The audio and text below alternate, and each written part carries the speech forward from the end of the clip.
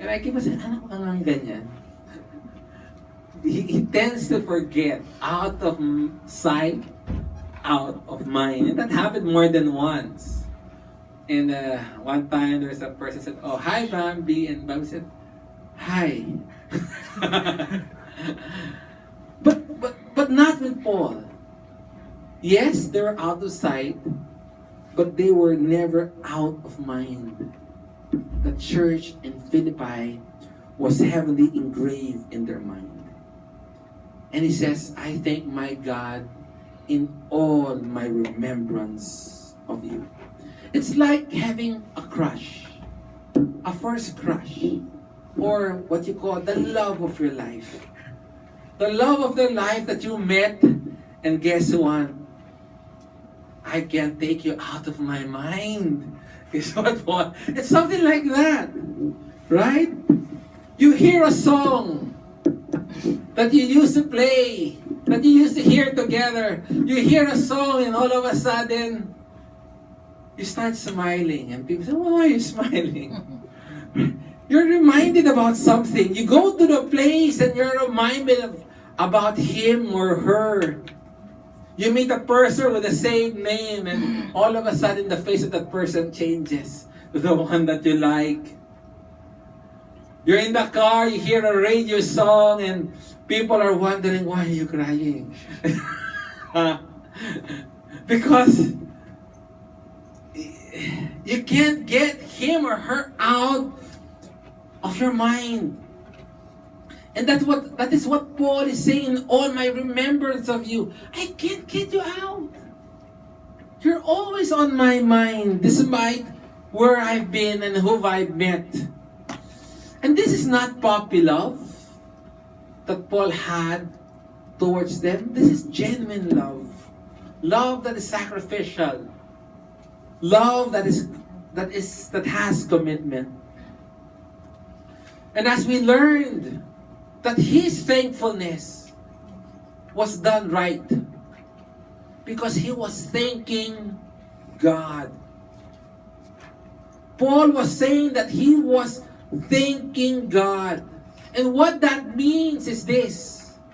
Paul recognizes that the work that was happening in the life of the Philippian church and the giving that he was receiving from the Philippian church is really God. It was really God that was working. That's why he was thanking God, because it is God at work through the lives of the people in Philippi. And I asked myself, Bobby, is your life a manifestation of God at work? I like mentioning that the church does not, the world, the lost people, does not have an idea of who God is, because the people of God is not acting it out. If a brother or a sister does not feel loved or cared for by God, it's because the instrument that God placed around that person is not acting out. Sabi ko nga, the resources of God, financial or physical, is not being used for the glory of God. And if people feel that God is far, honestly, there's only us to blame. Because we are the ambassadors of God. We are the representative of God. God naos in us, dwells in us. And my desire for us to be an instrument of God, so that people will thank God because of the workings of God in your life. Is God working in your life right now? Or are you just cruising along? Are people thankful to God as they observe your life. And Paul was so pleased. He was so pleased to see his son, his child, the church in Philippi being used by God, growing in the Lord. I mean, how much joy can that bring if a father sees a child growing up well, responsible, honorable, exceeding, obedient? Wouldn't we be happy? And Paul, as he observes the church in Philippi and see God working in their life, he was thanking God. God, thank you, because I see you working in their lives. And honestly, if your spiritual children is growing in the Lord, wouldn't you also be thankful to God as you see them? Go to Philippians chapter 4.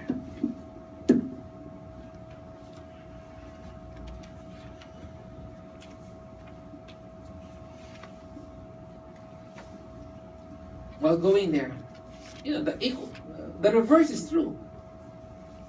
Can you imagine how much pain if your child ends up wayward? That would bring so much pain to the parents. Like the church in Galatians, right? You foolish Galatians, who has deceived you? The book of Galatians is interesting, but there's really no pleasantries. All of a sudden, from the start, from the get-go, Paul skipped the pleasantries and goes straight to the point. The pain that he felt, that as he observed, as he heard the news that they were leaving the faith, he writes that letter speedily. Philippians chapter 4, verse 10 goes, "But I rejoice in the Lord greatly, now at last you have revived your concern for me. Indeed, you were concerned before, but you lacked opportunity." Verse 11, "Not that I speak from want, for I have learned to be content in whatever circumstances I am. Nevertheless, you have done well to share with me in my afflictions. You yourself also know, Philippi, that at the first preaching of the gospel, after I left Macedonia, no church shared with me in the matter of giving and receiving, but you alone. For even in Thessalonica, you sent a gift more than once for my needs. Not that I seek the gift itself, but I seek the profit which increased to your account. But I have received everything in full and have an abundance. I am amply supplied, having received from Epaphroditus what you have sent, a fragrant aroma, an acceptable sacrifice, well pleasing to God." If you note in verse 10, he says, "I rejoice in the Lord greatly." He was also thanking God. And he realized that everything that was happening because of God working in the life of the church in Philippi. But no, he says, "I thank what? My God." That word "my" there makes that statement personal. There's a big difference in saying he's a child and he is my child. There's a difference to say wife and saying my wife. When Paul used that word "my God," he's saying that I have an intimate relationship with my God. It's not common for them at that time to address God as God, especially my God. In fact, they're not allowed to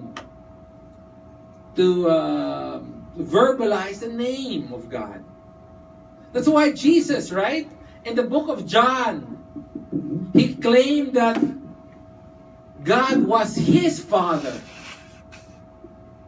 And here, Paul was saying something that is not common, calling God my God. During that time, God was distant. God was distant, far, and big. But here, Paul is saying, no, no, no. He's my God. It's very personal. He saved me. He's the God who saved me, who redeemed me, who lives in me and I in Him.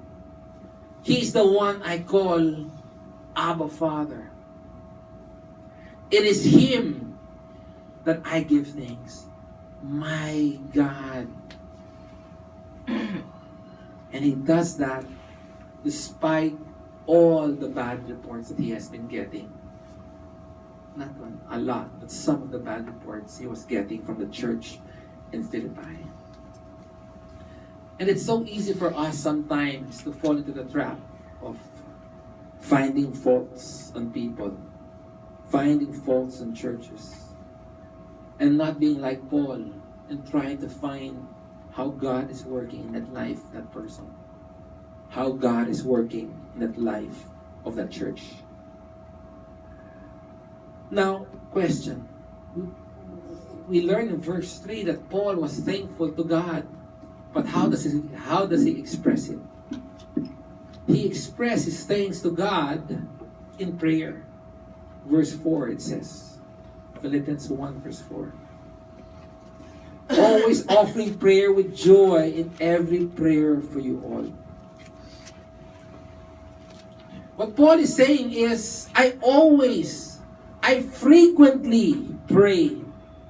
No matter where I go, no matter where I stay, I'm always praying for you guys.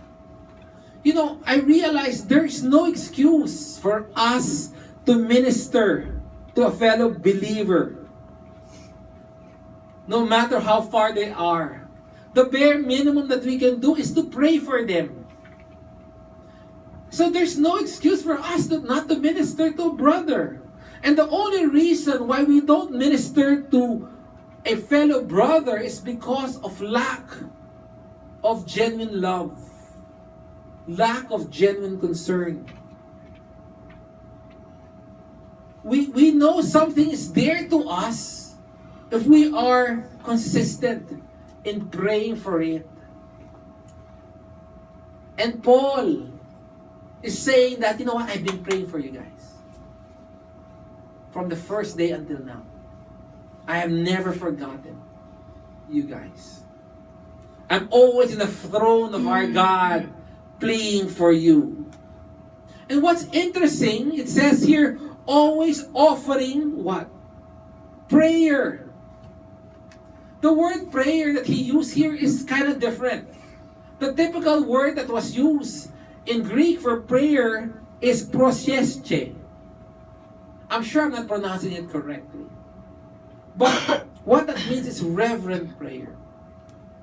But here, the word that was used by Paul was deesis. D-E-E-S-I-S. Which means urgent and earnest request. And when Paul was praying for the church in Philippi, it was an urgent and an earnest prayer. He was asking God to work in their lives immediately, and he was asking it fervently, earnestly, passionately, with all zest and might. That's how passionate he is in his prayer and his feelings towards the church in Philippi. Look at Romans chapter 10. Romans chapter 10 verse 1 uses the same word for prayer, deesis.